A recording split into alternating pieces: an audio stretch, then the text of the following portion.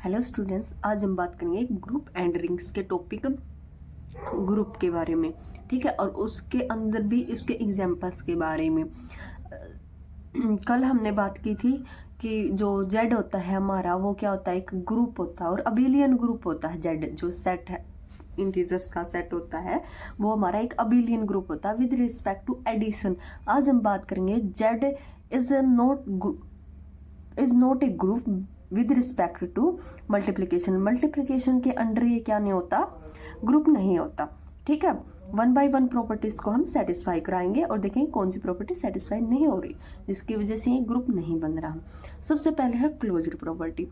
क्या होती है क्लोजर प्रॉपर्टी? हमारी जो और भी एलिमेंट होते हैं वो क्या होते हैं, जेड के अंदर से आते हैं और जो उनके ऊपर बाइनरी ऑपरेशन हम ऑपरेट करते हैं उसके बाद वो क्या है, उस ग्रुप के अंदर ही लाई करते हैं। ठीक है, तो हम बात करेंगे मल्टीप्लिकेशन के बारे में। तो ए बी क्या है, मल्टीप्लिकेशन जेड के। हम एग्जाम्पल ले लेते हैं। जो ए हमने ले लिया, मान लिया 1, और बी ले लिया हमने -1।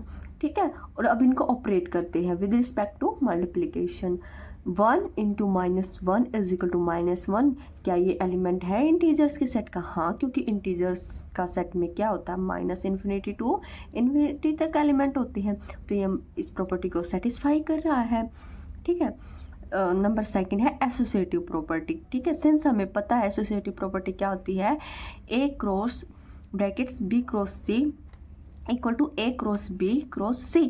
पहले हम बी सी को ऑपरेट करें या फिर ए बी को ऑपरेट करें, उसके बाद में उसके साथ ए करें, सी को ऑपरेट करें। ठीक है, विद बाइनरी ऑपरेशन। यहाँ पर है मल्टीप्लिकेशन, तो भी वो क्या होते हैं, दोनों इक्वल ही होते हैं।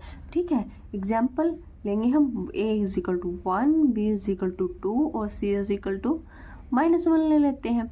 ठीक है, तो अब हम इसको ऑपरेट करते हैं। a की वैल्यू क्या है, 1 है, इंटू बी की क्या है, 2 है, इंटू -1 है, इक्वल टू a की क्या वैल्यू है, 1, b की 2 इंटू -1। ठीक है, तो ये क्या हो गया, 1 into -2 is equal to 2 into -1 कितना है, -2 is equal to -2।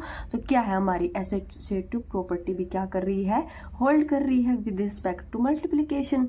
Next property है हमारी एग्जिस्टेंस ऑफ आइडेंटिटी। ठीक है, since a cross 1 is equal to a, 1 cross a, हमारी मल्टीप्लिकेटिव आइडेंटिटी क्या होती है, 1 होती है। ठीक है, 1 होता है हमारा आइडेंटिटी एलिमेंट होता है। ए कोई भी हम एक एलिमेंट ले लेते हैं जेड ग्रुप से, सेट ऑफ इंटीजर्स से, तो वो मतलब इंटीजर्स का सेट है, ग्रुप नहीं है रिस्पेक्ट टू मल्टीप्लिकेशन। तो क्या है, ए कोई भी एलिमेंट ले लेती है हम। ठीक है, मान लिया वो एलिमेंट ले लिया हमने, 2 ले लिया। ठीक है, उसको 2 को 1 के साथ ऑपरेट करेंगे तो 2 होगा, 1 को 2 के साथ ऑपरेट करेंगे तो क्या आएगा, 2 ही आएगा, वो एलिमेंट खुद ही आएगा। तो क्या है, ये प्रॉपर्टी भी हमारी क्या कर रही है, सेटिस्फाई कर रही है। फोर्थ प्रॉपर्टी होती है हमारी एग्जिस्टेंस ऑफ इनवर्स। ठीक है, इनवर्स इसके अंदर एग्जिस्ट नहीं कर रहा तो हम इसको बोलेंगे non existence of inverse. Show करेंगे हम, ठीक है, कि इनवर्स क्यों नहीं एग्जिस्ट कर रहा। ए कोई भी एलिमेंट ले लेते हैं, बी ले लेते हैं जो इंटीजर्स के सेट से आ रहा है, इनवर्स ऑफ ए। ठीक है, is the inverse of A if A cross B is equal to 1। ठीक है, ए हमने ले लिया 5 लेट कर लिया, बी हमने 1/5 ले लिया। मल्टीप्लिकेटिव में तो हम उसका उल्टा ही लेते हैं, बाई में लेते हैं इनवर्स निकालने के लिए। तो क्या है, 5 तो आ रहा है इंटीजर से, बट 1/5 तो नहीं आ रहा। तो क्या है, हमारा इनवर्स एग्जिस्ट नहीं कर रहा।